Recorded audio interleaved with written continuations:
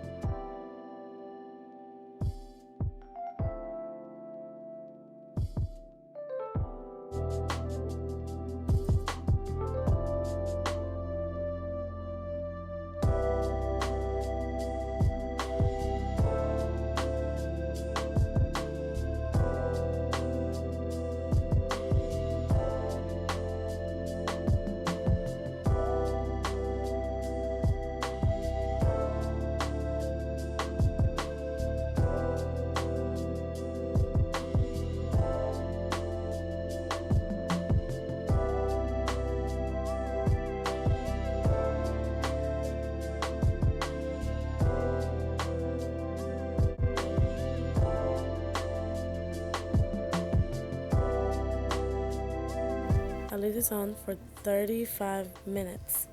Then I wash my hair.